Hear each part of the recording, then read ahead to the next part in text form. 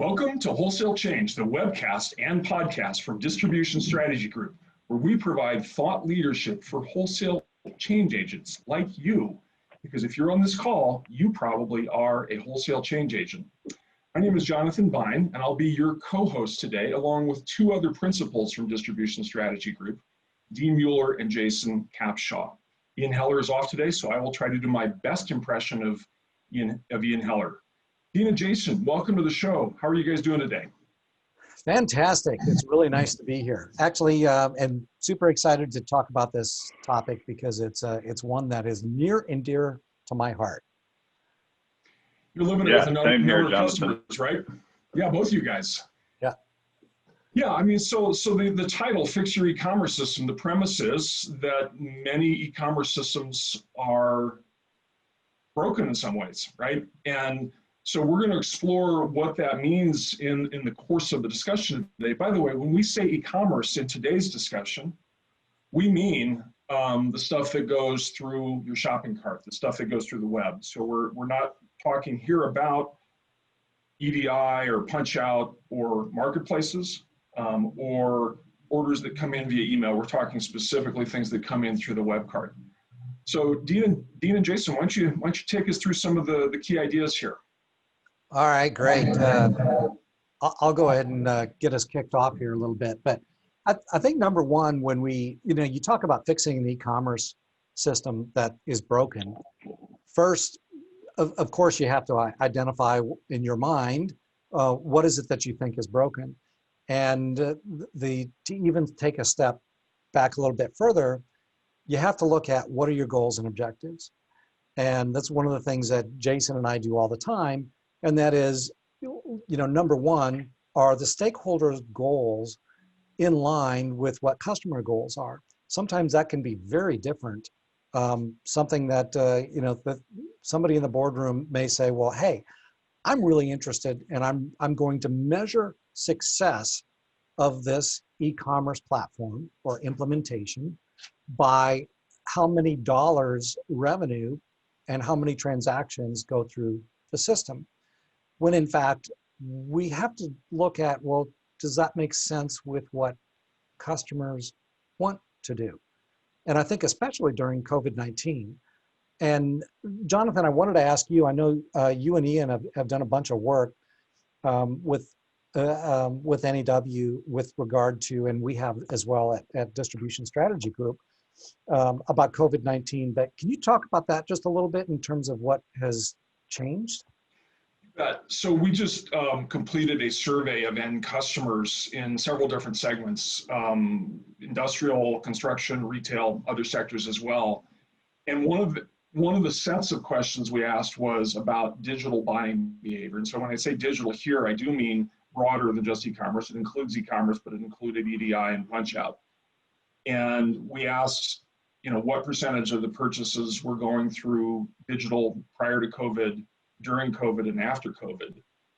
The big headline here is post-COVID does not equal pre-COVID. So lest you think that once COVID goes away, maybe soon in our days, lest you think that once COVID goes away, people's digital behavior is going to revert back to close to pre-COVID. No, the data is saying that it's going to be essentially no change or very little change from COVID. So we've seen a significant acceleration of digital adoption as a result of COVID. And I think the important thing to me about that is that, hey, this is not a surprise. This was coming. Just the key thing that happened because of COVID is that the time really is compressed with what was already going on. So I don't know, Jason, when you think about either COVID or stakeholder goals in line with customer goals, what kind of situation and variables do you see? Yeah, I mean, I completely agree with you, Dean, too. Just the reality is that it's just accelerated what's happening in digital commerce because, I think by 2025, the number of millennial decision makers is just going up exponentially, or maybe it's 2023. I don't have those numbers right in front of me, but COVID has essentially accelerated that process. And so if we think it's going to go back to the way it was before, it's just not, right? Speaking of the stakeholders, I think it's really important that when you're making decisions for your platform, that you're aligned with your customers, because you know, you and I have both experienced this, and Jonathan as well, where okay, there's a platform, it's built, there's a lack of adoption just because a customer wants to be able to find what they purchase most frequently right out of the gate. And you know, a lot of times we like to pretend like B2B is all professional, but there can be a very emotional aspect to that, meaning if it takes twice as long to order from you than it does from your competitor, you can be at a disadvantage. So, I mean, that's just one sort of anecdote that I think folks, as you're getting aligned, you have to make sure that, you know, that you're aligned with your customer first. Yeah, yeah. I think that's a great point. And just to piggyback actually on what you were just talking about, if it takes longer, you know, to purchase something, what about if it takes longer to find what you're looking for?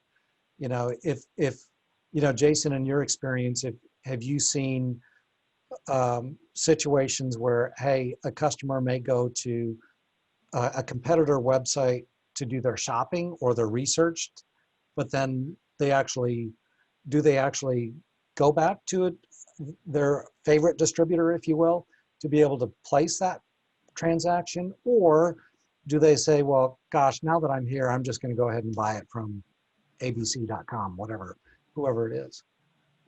Right. I think the more that you meet a customer's needs, the more trust you build. And so if you're able to consistently provide value, even if it's in that initial transaction, they go back to their favorite distributor, or, you know, the guy who took them fishing last summer or whatever it is, eventually as you continue to meet that need of information and providing a quality experience, it's going to draw more people in. It's just going to be a process. And, you know, a lot of times, as you know, Dean, I mean, we talk a lot about share of wallet. It's not so much that it's either or, it's what percentage of their spend, of their buy, are we going to be able to get through the door with e-commerce, right? I mean, that I would think, I mean, that's from your perspective as well. I mean, you kind of see that as more of a spectrum and a share of wallet, right? Yeah, exactly. Yeah. So, you know, going back to the first topic about are the stakeholder goals in line with customer goals? That is such an important topic. And as a further kind of support to that is we've got to answer the question, do we know how our users want to shop? And by the way, when we're talking about shopping, it's different. We're going to separate that from the transaction or buying. And shopping for us, we're talking about how is a customer going to research? How are they going to select the product? How are they going to find the product? And in many sectors, that's actually a different individual than the person or individual that's actually placing the transaction. It could be a distributors I've been with, you know, that the shopping could be done by, in many cases, the research could be done by a design engineer, for example, but the actual buying may be done by a purchasing agent. So it's important to understand those dynamics and also to make sure that you have a site that addresses those functions or personas, whatever you want to call them, that you are very clear about what that does. And I think that's a great point. Dean. I mean, again, going back anecdotally to another experience, and you're familiar with the site, but I won't say who it is, but you know, they were having a lot of folks sort of abandon the shopping cart, and we noticed, okay, there's a print button here, right? And we started tracking that print button, and what we found was, oh, you know, there's another $3 million of purchases hitting that print button because, you know, just the way these guys did business. They go through, select what they wanted, print it out, hand it to someone to run down to the branch and pick it up. And it was more of a punch list that they needed right away. And so, I mean, there's so many different ways that e-com system can have an impact, right? Even if it's not through the transaction. Exactly. And just, I want to digress just a second when we're talking about shopping and buying, and look at a couple of different examples. And some of the work that we've done over the years with shopping and buying, we look at, we'll look at customer bases that are very relational and customer bases that are very transactional. So the relational, you know, hey, we know these situations where it's, the customer may have a very good relationship, a tight relationship with the sales rep. And in those cases, we break down kind of the shopping and buying. And I'm looking at a graph that is showing specifically what are the shopping preferences for relational customer bases. And Jonathan, please jump in here on this as well. But what we found overall, just as an example here with a relational customer base, is that, you know, for shopping, we still see a search engine, Google, you know, Google's synonymous. Search engine is being number one, but very close are the customer service rep, a distributor sales rep, which is also then tied with the distributor website. But note that, you know, it's the search engine, but then to shop, they really place a lot of emphasis in a relational customer base on that human element, the CSR or the DSR. Yeah, typically when you look at the shopping data from a customer base, there's much more emphasis on digital.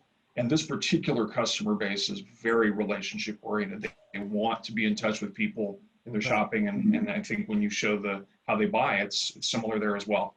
Right. Yeah. And so when we look at how this example of a very relational customer base and how they buy, we see it's dramatically different, right, than the shopping. In the phone, it's by far number one, 42%. And looking at a supplier branch or store is down at 23%, and in person, 17%. I think the key takeaway here, just as you would suspect, that transaction is happening with people. It's the phone, it's going into a branch, or otherwise it's in person. And that's the key.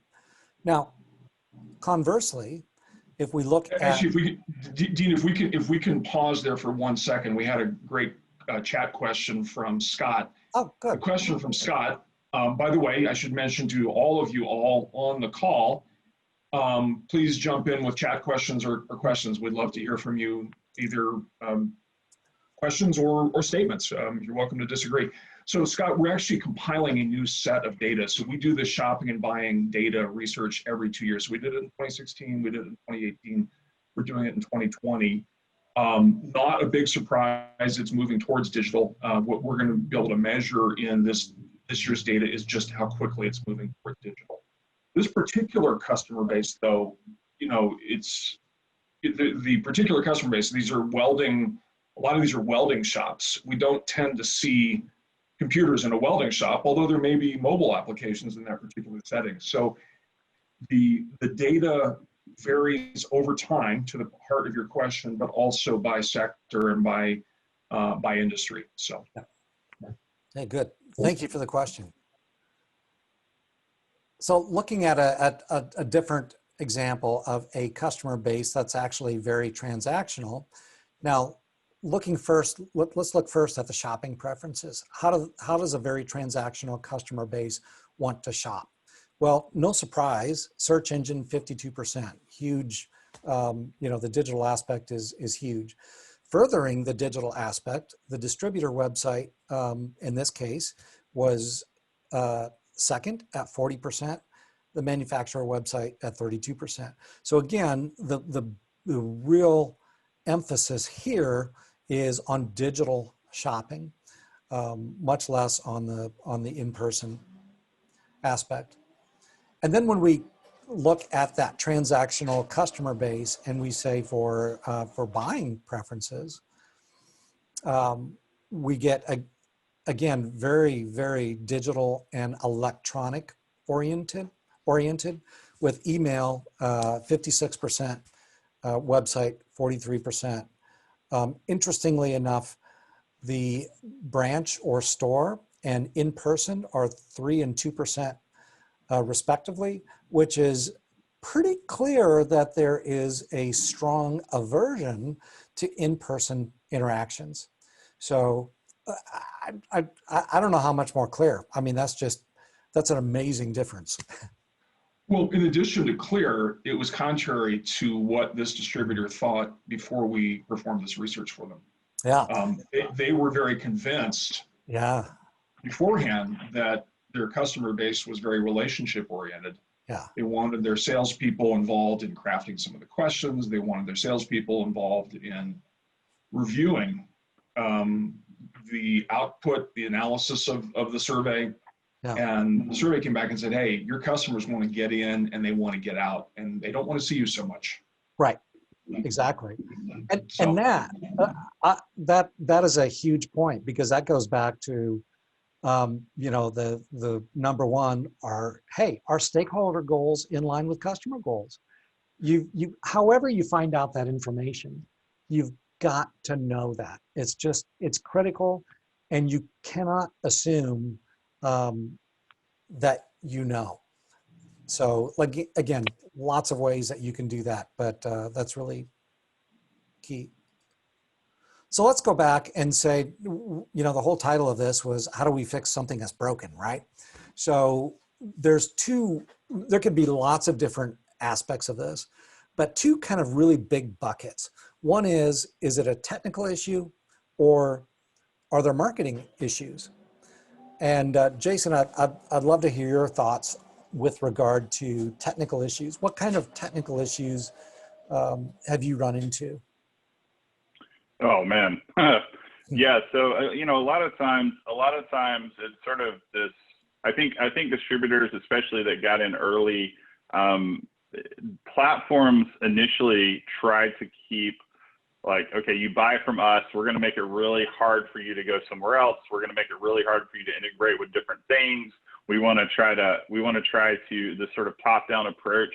And so a lot of times I think distributors and manufacturers feel a little stuck with their systems. And it just seems like, okay, this isn't really meeting our needs, but the cost to move forward it feels exponential. It feels like overwhelming. And so, there's all sorts of technical issues, but I would say, just highlighting your other slide, a great search experience solves a lot of problems. Like, if I have to choose, I want someone to be able to find what they're looking for very quickly and easily. And, in my mind, that's a great place to start if you're looking at technical issues. Yeah. The other thing, when we talk about technical issues, diving a little bit deeper into this, I think that we see things that perhaps aren't necessarily broken from a technical standpoint. And what I'm talking about is the user experience. So it could be that, and I'd love to talk about that actually a little bit more in depth in a few minutes, but is looking at, well, okay, technically the site works, but it just feels clunky. It doesn't give you that Amazon-like experience. And let's face it, Amazon has spoiled most of us to saying, well, that's the kind of experience that I expect. And that's kind of the gold standard. The other one is, in addition to technical issues, and we'll go back to that a little bit. Actually, I want to ask both of you guys about product data. So, and you could argue maybe product data should be a completely separate topic here, in addition to technical issues and marketing issues. But Jason, what are your thoughts on product data and kind of what's required? Yeah, product data, it affects so many different things, from technical to search to the ability to market effectively, conversion rate. If I have a product that doesn't give me, there's not someone to ask a question to, it doesn't give me enough information to make a buying decision, I may go look for more information to answer my questions. and may end up buying it somewhere else, even if I'm a loyal customer, right? So like product data touches so many different things, but it's also extremely challenging. And, you know, especially when you start, you know, you're getting data from different places, manufacturers, and maybe all of that data isn't standardized. Like it's not, it's, you know, the way that units of measurement, all those sorts of things. And so it can be a really, it can be a really tough thing to tackle, but it also has huge dividends. Yeah. Jonathan, has that been your experience as well? It's the oxygen. Product data is the oxygen of e-commerce, and so it's got to be there. As with the technical issues, the product data, the bar is getting higher year over year, right? People expect better and better product data. 4 or 5 years ago, it might have been enough to have simple attributes, a single image on some of your core products. People expect more today, and so the rapid adoption of e-commerce by distributors, particularly at the smaller end of the scale, a little less than 50 million, the bar is going up all the time in the B2B sector. So, yeah, you know, it's not all doom and gloom with product data though, because you know, in my mind and what I've seen, it's so much. There's so many more sources and ways to get quality product data today versus 3 to 5 years ago, and certainly compared to 10 years ago. And specifically, you know, a lot of distributors, again, depending on the sector, there are buying groups or associations that one of the key things that they're doing now is being able to consolidate product data and make that available for their members, which is terrific, because you now, as a distributor, get access to some pretty robust product data that you just couldn't have done on your own. And, you know, several years ago, you would have spent an awful lot of money being able to try to get, you know, robust product data on 25 to 50,000 SKUs or you know, or more. So having said that, that brings up another dilemma. And Jason, I'll ask you to maybe talk about this a little bit, but what happens when, you know, you and 125 of your closest distributor buddies now have the exact same product data? How does Google differentiate? How do they know, well, whose page am I going to show and what order? Yeah, that is a huge problem because it's duplicate content. And so, you know, Google is not like, if you have slightly varied content, yet let's say that you have a larger competitor who has more inbound links, which is really important to Google. Maybe the New York Times wrote a story about their CEO, whatever it is, like they have a great PR team, they have a great marketing team. And so you both have the same content. Well, they're going to win every single time. But if you can find a way to add value beyond just the manufacturer description, it can put you in a position where you can compete. You can compete with very large organizations or really powerful websites just by having that there. And one way that Amazon and a lot of folks do this actually is through reviews. And we don't see a lot of distributors doing that, but user-generated content is certainly an opportunity there. Just throw that out there. Yeah. Yeah, good points. You know, one of the things that we run into often in talking with distributors is well, how do I differentiate myself? And one of the key things that we'll talk about is SEO. Well, how do I improve my search engine optimization? And we could do a whole day or a week long talking about SEO, but we're not going to, don't worry. The key is having the capability of being able to go in and put in specific metadata and perhaps change some of your header data or your keywords, your meta description, and your SEO. Those are some of the ways that you can improve that. Alternatively, or in addition, there are methods, and this is great, is at least on your more popular products, more important products, you may go in and say on the top 100, hey, I'm going to actually go in and I'm going to add on to the product data, and I'm going to add a couple of fields that are important to my customers. And it may be, the geography that you serve or whatever. But there are ways with content and SEO to help differentiate yourself from everybody else as well. So we've been talking about technical issues. Now, I want to talk a little bit about marketing issues, because one of the things that I've seen a lot over the years, and frankly, probably even though I'm a marketing guy, probably and an e-commerce guy, I've fallen into this trap, and is, hey, you build it and they will come. Well, we all know what happens to that. Your field of dreams with your e-commerce system doesn't necessarily happen the way you want it to. So with marketing, I think it's really important to know how you're going to launch the site. So a lot of times you may say, well, gosh, I've got a broken e-commerce system.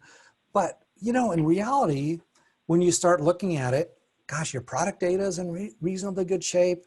Technically, it's a fast site. We're hitting all of or at least the key benchmarks technically. So what's going on? I'm just not getting the adoption. And that's where we run into a lot of marketing. And so, what happens is sometimes we build the site and don't think a lot about actually being able to launch it internally first.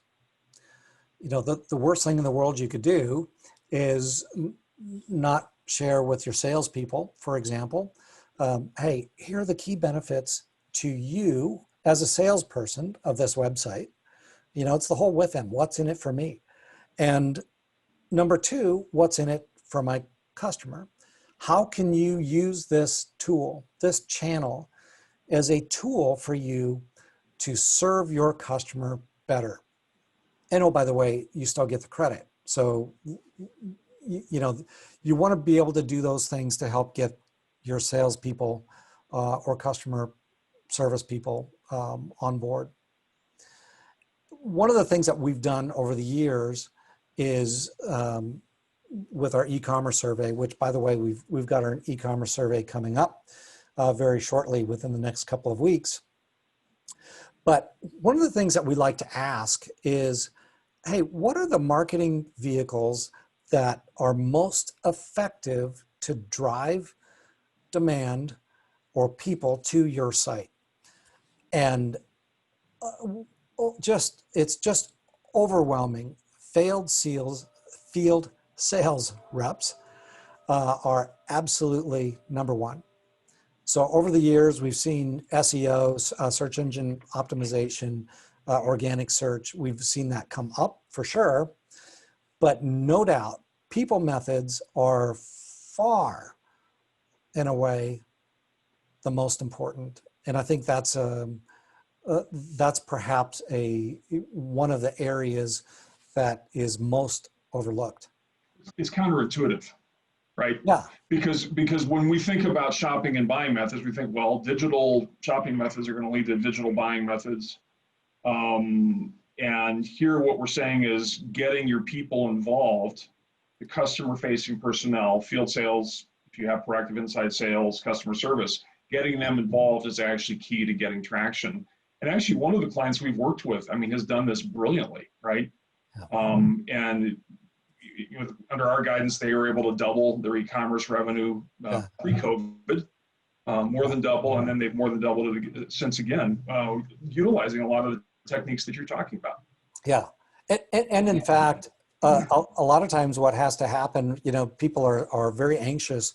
It's like, oh, great, I've got an e-commerce site. I'm ready to launch. We've turned it on. Fantastic. Well, let's go and launch it to our customers without going through the planning process of talking through, launching it internally first and what's in it for them. The worst thing in the world that you can do is spend all this money on a site and then not have it successful. And you find out that your own salespeople are selling against you. They're saying, oh, Jonathan, don't worry about that website. You just call, when you're ready, you just call me. When in fact, the website can absolutely be a key tool in their arsenal to be able to increase their sales.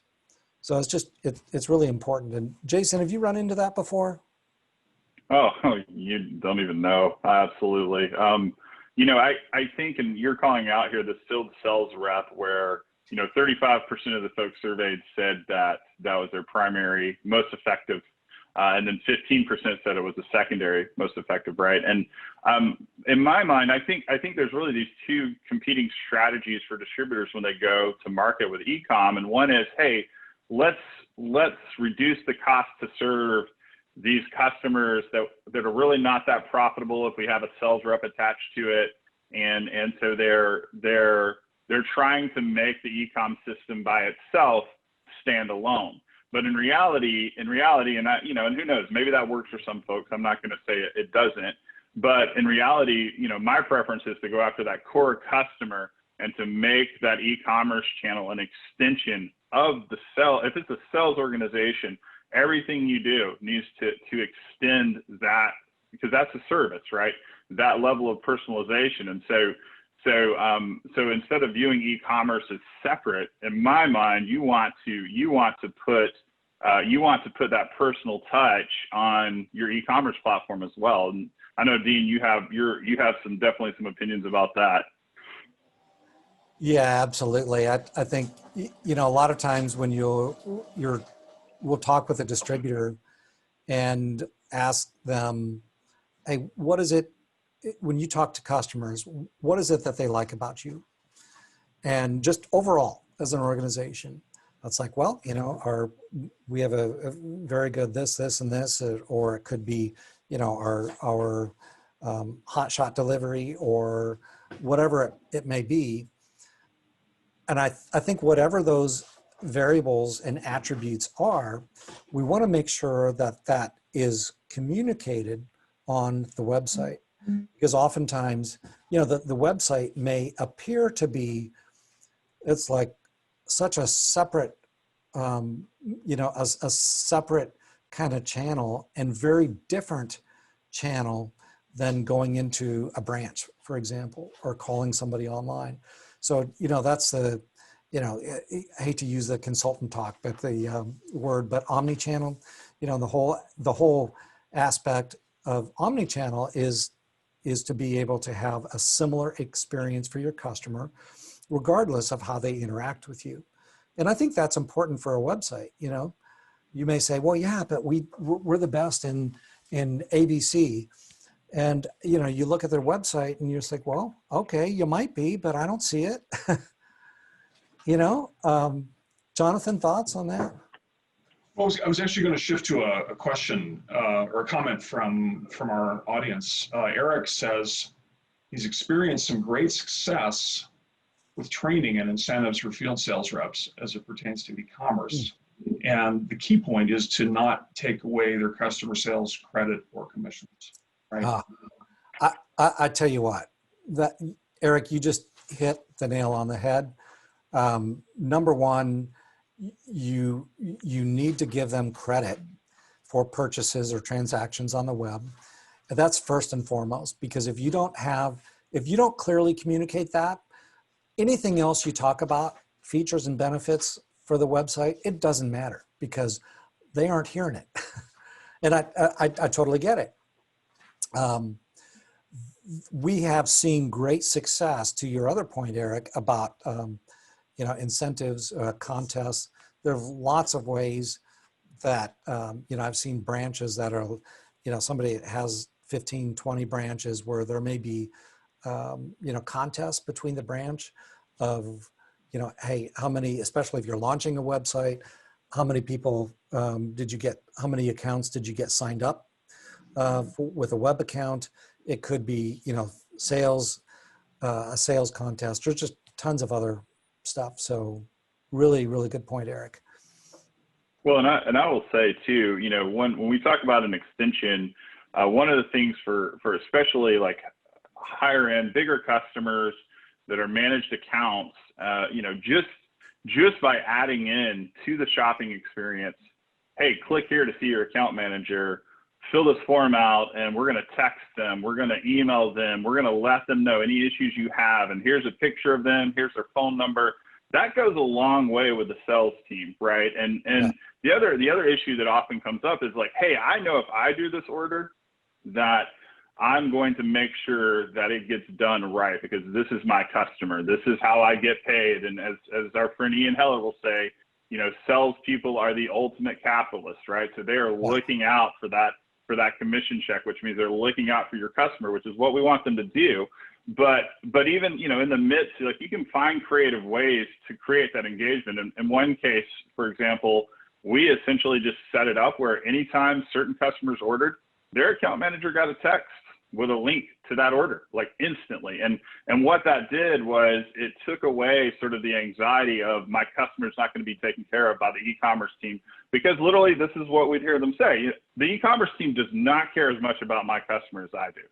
Right. And so they're wanting to close that gap, and it was very effective just adding some of those little touches in, and that's what we're talking about.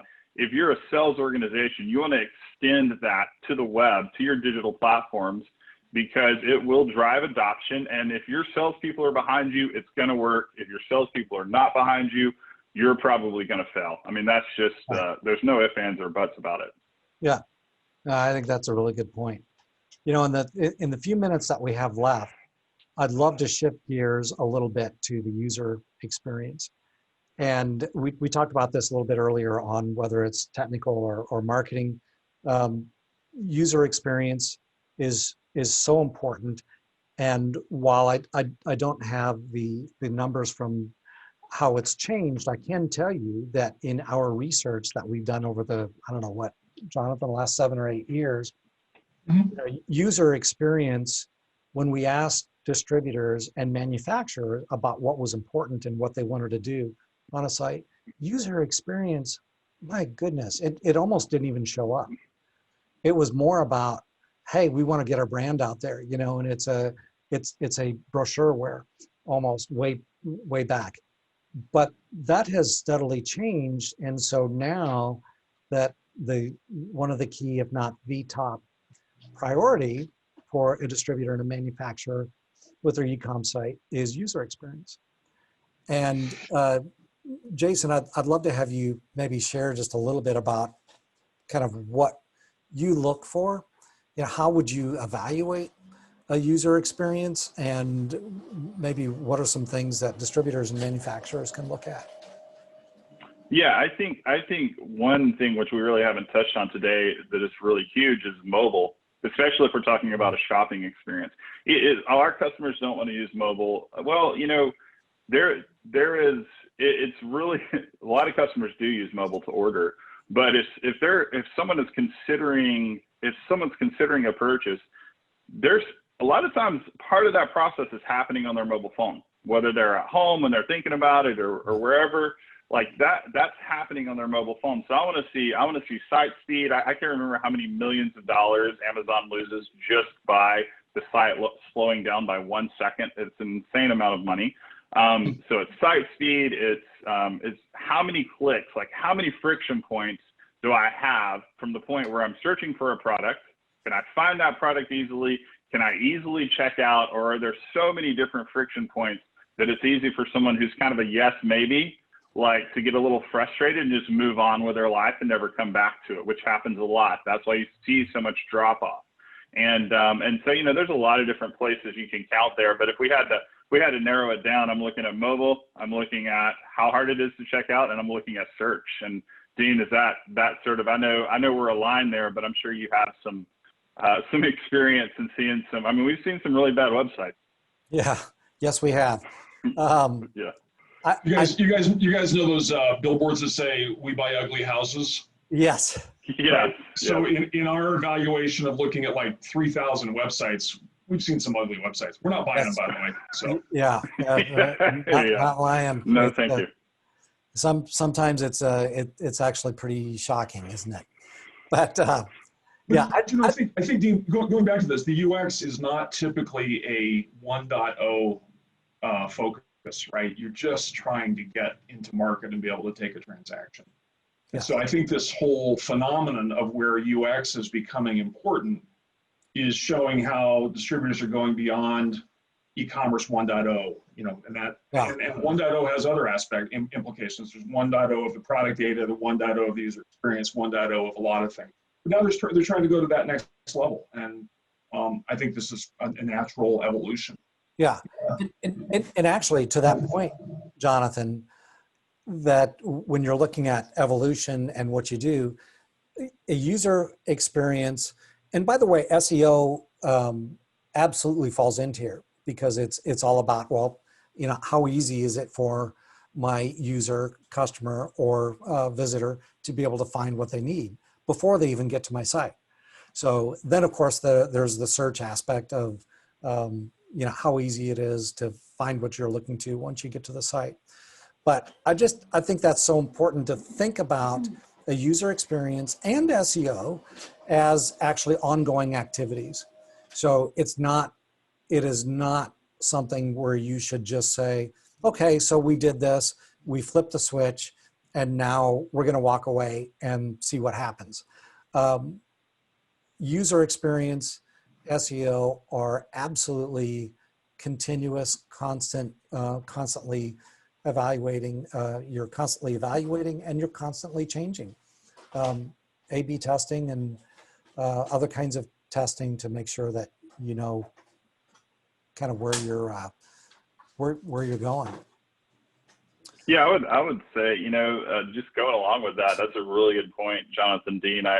The best software companies in the world do not try to build a finished product, with the exception of hardware, right? They don't try to build a finished product. They're taking something to market, they're gathering data, and it's an iterative process. They treat it like it's a product, which I think having that my website is a service and a product, my e-commerce is a service and a product that needs to continually be improved. Mm-hmm. If you have a $500,000 budget, don't go spend $500,000 building something. Start small, start building and proofs of concept, find out what your customers really want. And there's at this point 30 years of history of software development that we can draw from on how to build software that is more likely to work, right? And whether that's buying a system or it's custom or headless or whatever it is, there's certainly a path. Yeah.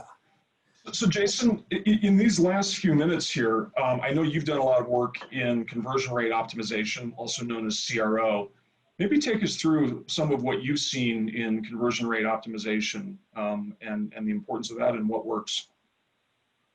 Yeah, I mean, the easiest way to sort of describe CRO as a value is that it's math, right? If I have 100 visitors and 3 of them buy, then I have a 3% conversion rate. And obviously you can get a lot more complex than that. And so if I want to have, say, 6 transactions, right, I either need to double my traffic or I need to double my conversion rate, meaning I need to take steps to improve that user experience so that customers are more likely to buy. Now, your core customers, yeah, they may buy all the time, right? But what we're looking at is, like we kind of mentioned before, those yes maybes. You have your yeses and you have the yes maybe. I may buy today, I may not.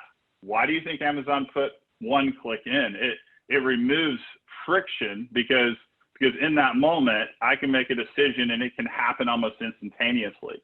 And so CRO and just user experience in general has a lot of value for companies because, going out, even doing SEO and paid search, which we're huge fans of and you should be doing, it will not have the payoff if you're not focused on that conversion rate piece. And really, I know you have up here Crazy Egg and Hotjar. At this point, with all the different platforms that are out there, all the different software that's out there, it is really easy to find out what your customers are doing on your website. And I know, Dean, you're a real big fan of Hotjar. Yeah. So Jason, what might be something you do based on the data you get from Hotjar? So you get the data from Hotjar or Crazy Egg or a similar tool. What would you do as part of CRO? Okay, so here's an example. This is a proof of concept, building for customers. What we found was that we wanted to have a shopping experience, but customers who already knew, so they wanted to be able to shop, but they already knew what they wanted to buy, so it was a purchase order as well. Or excuse me, not a purchase order, but they're just there to buy a stock order, right? And so what we found was that if we we gave someone an opportunity to add a product to the cart without having to go to the product page, meaning they log in, they see what they most frequently purchase. It's just a one click and it's in the shopping cart. We saw a dramatic increase in adoption and conversion rate simply by making that little user change. And so, it wasn't expensive to do. I think it cost us, maybe $10,000 to write some code to do that. Yet the payoff was huge. And so I don't know if that answers your question, Jonathan, but there's all sorts of little things like that you're probably not thinking about because you're not buying from yourself every day. Good. So what you're saying about CRO then, if I could summarize it for our listeners, is we get the sort of diagnostic readout of what customers are doing on your site. And then we look at making potentially a series of small changes, and we're testing and we're iterating and we're seeing what works. So it doesn't, so the outcome of CRO doesn't mean redesign your entire e-commerce site or replatform. It might mean just change the workflow in some incremental way based on the data. Is that a fair statement? Yes. Yeah, and it's just continuous continuous evolution, right? Continuous improvement. We're mentioning tools like Hotjar, for example, but there's virtually everybody will have Google Analytics, the free Google Analytics, and there's a ton of data that you can get in Google Analytics and Google Search Console, and that absolutely should be your number one. The next is you can look at, from a tool standpoint, you can look at SEO, an SEO audit to be able to help understand at least where maybe some challenges are. And then you go to a tool, some of these that Jason were talking about. And what happens in an SEO audit if it's done right? So in an SEO audit, you can find places where you may not have known that there were a challenge, and you want to be able to to make improvements. So for example, you may find that, and this is more common than not, you may find that some pages load super low or super slow.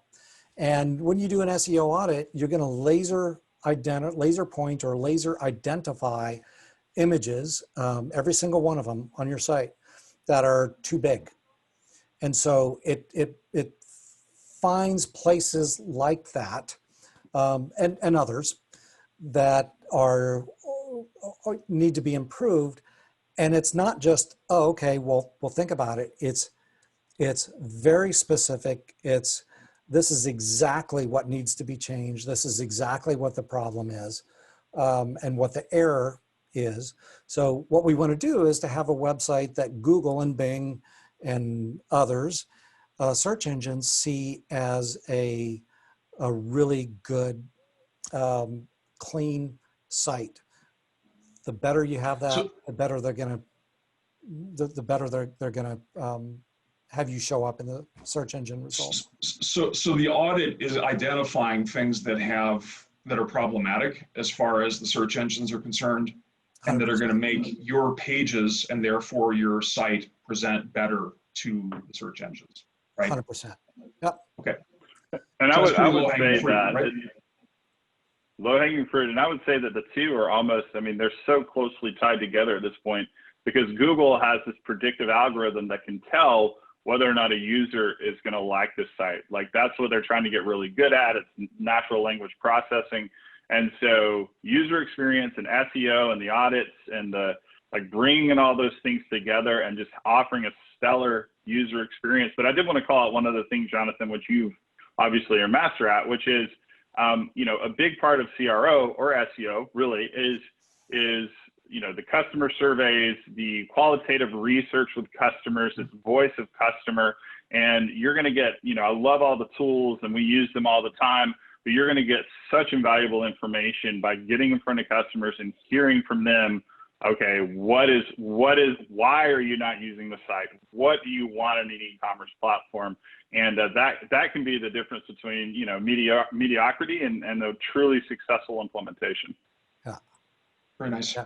Yeah. Dean, take us through the summary and the takeaway here. All right. Well, so we've talked about a lot of stuff, and we could, trust me, we could go on and talk for a lot longer and a lot more detail on some of this. But if you have a broken website, first of all, you've got to assess what is it that's broken. Number two, you've got to look at understanding your customer needs and goals, and are those customer needs and goals aligned with the stakeholder goals. We just got done talking about user experience. So it's understanding, you know, hey, what is it from a user experience? What is the user experience? Fortunately, Google and Jason reference this, but Google has a new tool called, or metrics, series of metrics called Core Web Vitals. And those metrics, which will be in place as a ranking vehicle sometime in 2021, but those metrics are really crucial to being able, in Google's mind, to identify what your user experience is. So that's a good thing to look at. We talked about the other aspects. You know, if it's a technical issue on your website that may be broken, determine if it's fixable. Oftentimes it is. Or you may simply say, you know what, I'm at the point where I need to re-platform. There's lots of terrific tools out there and platform providers. If it's marketing as an issue, then let's make sure that, you know, you develop a strategic plan, you implement it, you make sure that your internal team understands and has bought into the process. And we do things like, for example, like Eric talked about, which is, or brought up, which was making sure that, you know, you may be doing some incentives and making sure absolutely that they understand they're being compensated on that sale. So that was a whirlwind. That was a whirlwind tour, Jonathan. There's a lot here. There's a lot here, and it's becoming more important. We knew going into this decade it was going to be more important, and then COVID came along and, you know, accelerated, compressed the time frame of user adoption. So I would urge our listeners to take heed to some of the counsel in here. I want to just talk for a moment. So, by the way, you can reach us as shown here, Capshaw at distributionstrategy.com. That's Jason. Dean Mueller is D Mueller, Mueller, Distribution Strategy, and I'm Jay Bein at Distribution Strategy. Tomorrow, we're actually going to be doing the next in a series of presentations on research, a research report that we've written with NAW, and you see the link there, www.naw.org. It'll have a place to register for the webinar. Really, really fascinating stuff that's come out of this. So this is based on end customer. The first survey we did was based on surveying distributors. The next one's manufacturers. This one is about end customers. So I encourage you to join in tomorrow. Thank you so much to everybody for joining today's Wholesale Change. Thank you, Bein. Thank you, Jason. Thanks, Thanks everybody. for having us, Jonathan. Thank you.